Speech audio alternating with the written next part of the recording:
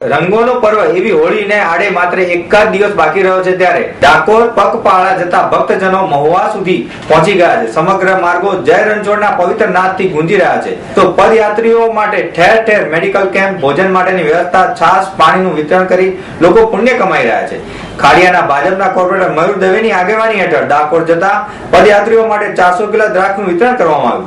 છેલ્લા 8 વર્ષથી ખાડિયાથી ભારતીય જનતા પાર્ટી યુવા મોરચાના કાર્યકર્તાઓ દ્વારા આ એક દ્રાક્ષનો કેમ્પ અમે યોજીએ છીએ। 12 અથવા 13 એક દિવસ સિલેક્ટ કરીએ છીએ।